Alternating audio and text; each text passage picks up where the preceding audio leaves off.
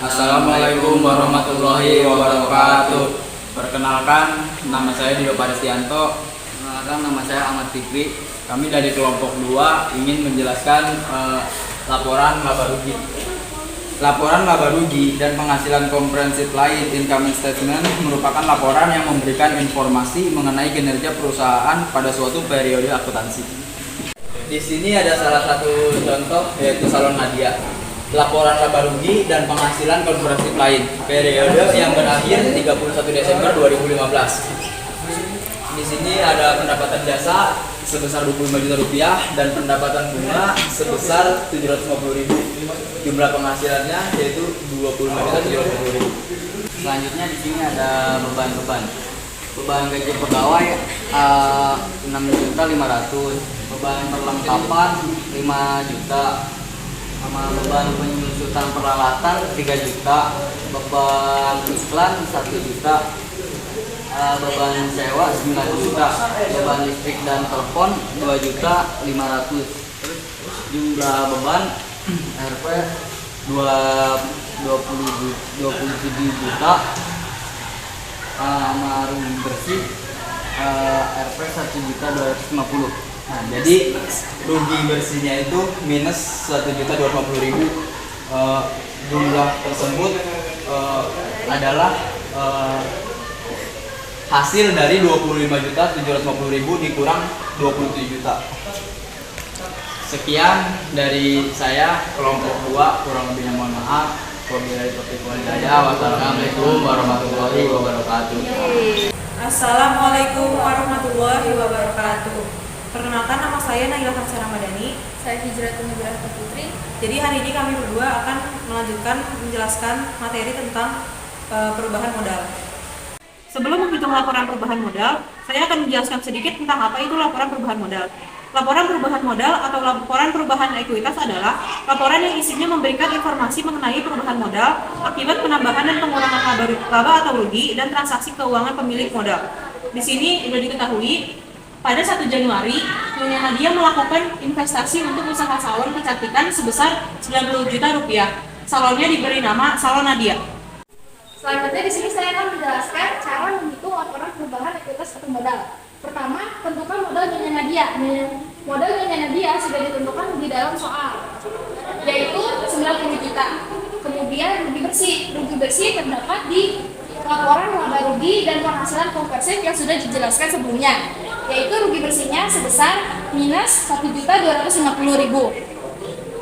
Kemudian pengurangan modal, yaitu dari rugi bersih, ditaruh di sebelah sini. Selanjutnya, modal Nyonya Nadia dikurangkan oleh pengurangan modal, yaitu modal Nyonya Nadia sebesar 88.750.000 rupiah. Jadi hasilnya laporan perubahan ekuitas atau modal itu sebesar 88.750.000 rupiah. Sekian dari kami berdua, kurang lebihnya mohon maaf. Wassalamualaikum warahmatullahi wabarakatuh.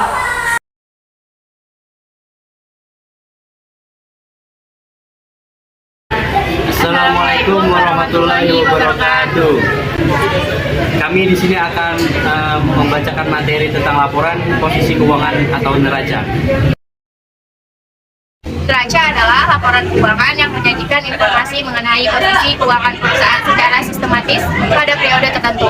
Komponen neraca suatu perusahaan terdiri atas harta atau aset, utang atau kewajiban, dan ekuitas atau modal. Yang pertama ada aset atau harta. Aset adalah sumber daya yang dikuasai perusahaan sebagai akibat dari peristiwa masa lalu dan diharapkan dapat memberikan manfaat ekonomi pada masa yang akan datang. Di aset ada aset lancar atau kurang aset. Aset lancar adalah uang kas dan aset lainnya yang dapat dicairkan menjadi uang tunai, dijual atau dipakai dalam satu periode akuntansi atau dalam perputaran kegiatan perusahaan yang normal. Dalam aset lancar ada karakteristik, yaitu 1. Diperkirakan akan direalisasi atau dimiliki untuk dijual atau digunakan dalam jangka waktu siklus operasi normal perusahaan. Yang kedua, dimiliki untuk diperdagangkan atau untuk tujuan jangka pendek dan diharapkan akan direalisasi dalam jangka waktu 12 bulan dari tanggal neraca. Yang ketiga, berupa kas atau setara kas yang penggunaannya tidak dibatasi. Ada pula komponen aset lancar, yaitu yang pertama ada kas, yaitu uang perusahaan yang tersedia di tangan atau cash on hand, dan uang yang disimpan di bank atau cash on bank. Yang kedua ada investasi jangka pendek atau surat-surat berharga atau marketplace security, yaitu investasi yang sifatnya sementara atau jangka pendek. Yang ketiga ada wasel tagih atau piutang wasel, yaitu tagihan perusahaan kepada pihak lain yang dinyatakan dalam perjanjian tertulis yang diatur dalam undang-undang.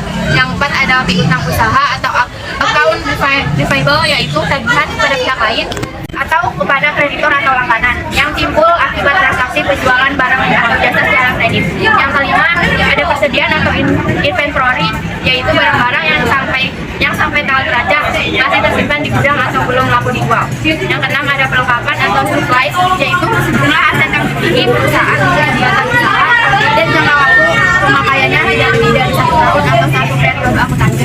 Yang ketujuh beban biaya muka atau prepaid expense, yaitu beban yang telah terjadi dan akan digunakan untuk aktivitas perusahaan pada masa akan datang. Yang terakhir ada pendapatan yang masih harus diterima atau accrued revenues, yaitu pendapatan yang sudah menjadi hak perusahaan karena perusahaan telah memberikan jasa dan pengorbanan, tetapi belum diterima pembayarannya. Misalnya bunga yang masih harus diterima. Selanjutnya akan dibacakan oleh. Selanjutnya ada aset tetap atau fixed asset.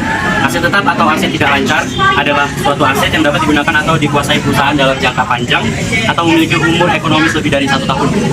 Komponen-komponen aset tetap yaitu sebagai berikut. Yang pertama ada investasi jangka panjang atau long term investment, adalah penanaman modal atau uang pada pihak lain untuk jangka panjang atau lebih dari 1 tahun.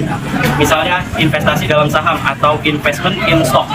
Investasi dalam obligasi atau investment in bond, dan penyetoran simpanan wajib ke koperasi hidup. Yang kedua ada aset tetap berwujud atau tangible fixed asset, adalah kekayaan yang dimiliki perusahaan yang fisiknya tampak atau konkret dan digunakan dalam operasi perusahaan untuk jangka panjang atau tidak habis dalam satu periode kegiatan perusahaan. Aset ini meliputi komponen-komponen sebagai berikut.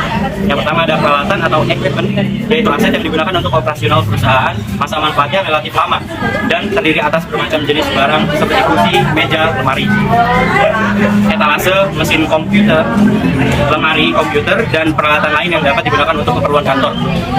Yang kedua ada bangunan atau building, yaitu bangunan yang digunakan untuk usaha, bukan bangunan yang masih dalam proses, misalnya toko, gedung, kantor, dan pabrik.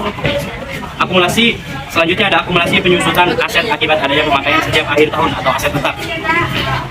Adalah pengelompokan nilai penyusutan aset tetap yang disusutkan sampai habis masa manfaatnya. Aset yang disusutkan setiap akhir tahun yaitu peralatan kantor, gedung, dan kendaraan.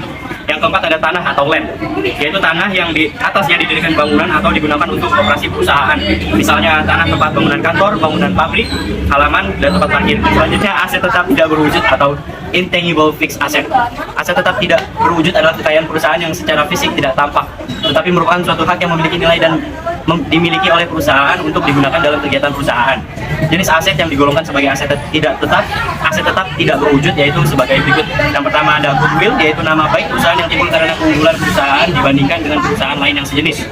Nama baik perusahaan timbul antara lain karena keunggulan profesional pimpinannya, tempat perusahaan yang strategis, promosi yang tepat, dan moto produksi yang baik. Yang kedua ada paten atau patent, merupakan suatu hak khusus untuk menggunakan, memproduksi, menjual, dan mengendalikan suatu produk atau barang tertentu. Yang ketiga, hak cipta atau copyright, merupakan hak khusus untuk pencipta suatu karya, misalnya hak cipta bagi penulis buku.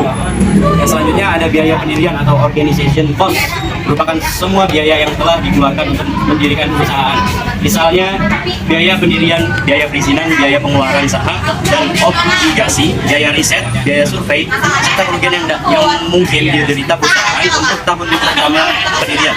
Selanjutnya ada hak pemegang sewa jangka panjang atau leasehold, adalah biaya sewa untuk pemakaian aset yang memiliki manfaat ekonomis lebih dari 1 tahun. Selanjutnya ada hak monopoli suatu usaha atau franchise, adalah hak untuk menggunakan fasilitas-fasilitas tertentu milik pemerintah yang digunakan untuk kepentingan umum atau public utility. Yang selanjutnya ada royalti atau royalty. Adalah suatu hak atas pemberian jasa kepada badan lain atau klaim. Selanjutnya ada merek dagang atau trademark. Adalah hak untuk menggunakan simbol, tanda, atau nama suatu produk atau perusahaan yang dilindungi dari peniruan pihak lain. Yang selanjutnya ada beban yang ditangguhkan atau deferred charge. Adalah pengeluaran atau beban yang memiliki manfaat jangka panjang atau lebih dari 1 tahun, atau suatu pengeluaran yang dibebankan pada periode berikutnya.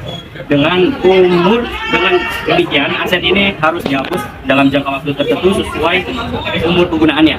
Misalnya diskonto, obligasi, beban pemasaran, dan beban penelitian. Yang terakhir ada aset lain-lain atau other asset. Adalah aset tetap pemilik perusahaan yang belum digunakan dalam kegiatan usaha. Misalnya gedung dalam proses atau building of working, dan tanah dalam proses penyelesaian pembelian. Selanjutnya akan dibacakan oleh Chris Dani. Kedua ada utang atau kewajiban atau liability. Utang adalah seluruh kewajiban keuangan perusahaan pada pihak lain sebagai konsekuensi atas suatu manfaat yang diterima perusahaan dari pihak tersebut. Nah, di sini utang itu ada dua ya, ada utang jangka pendek sama utang jangka panjang. Nah, kalau utang jangka pendek itu harus dilunasi kurang dari setahun, tapi kalau yang jangka panjang harus dilunasi harus lebih dari setahun, itu nggak apa-apa. Nah, di sini ada komponen utang lancar. Itu ada satu utang dagang, yaitu utang yang timbul akibat transaksi pembelian barang dagangan atau jasa secara kredit. Dan yang kedua ada utang wesel, yaitu utang yang didukung dengan janji tertulis. Dan yang ketiga ada beban yang masih harus dibayar atau accrued expense, merupakan beban yang sudah terjadi. Dan yang keempat ada pendapatan diterima di muka, yaitu penerimaan uang untuk penjualan barang atau jasa yang belum direalisasi. Dan kelima ada utang pajak, yaitu pajak perusahaan yang utang kontan dan pajak pendapatan karyawan yang belum disetorkan ke kas negara. Dan yang keenam ada utang jangka panjang yang segera jatuh tempo, yaitu sebagian atau seluruh utang jangka panjang yang segera harus dilunasi. Dan yang ada komponen di utang jangka panjang, yaitu ada utang hipotek atau mortgage payable atau mortgage not payable, merupakan utang jangka panjang yang dijamin dengan aset tetap tertentu, misalnya rumah. Dan yang kedua ada utang obligasi, ada surat pengakuan utang atas berupa sertifikat itu. Yang ketiga ada pinjaman jangka panjang yang lain, misalnya utang jangka panjang ke bank. Dan dia ada modal atau kapital. Modal adalah kewajiban perusahaan kepada pemilik atau dapat juga dikatakan sebagai hak pemilik tetap perusahaan. Dan di sini ada bentuk-bentuk kaca, ada dua, ada sponsor dan staffel. Kalau sponsor itu bentukannya ke samping, kalau staffel bentukannya ke bawah atau horizontal. Sekian penjelasan dari kelompok kami, kurang lebihnya mohon maaf. Wabillahi taufiq wal hidayah. Wassalamualaikum warahmatullahi wabarakatuh.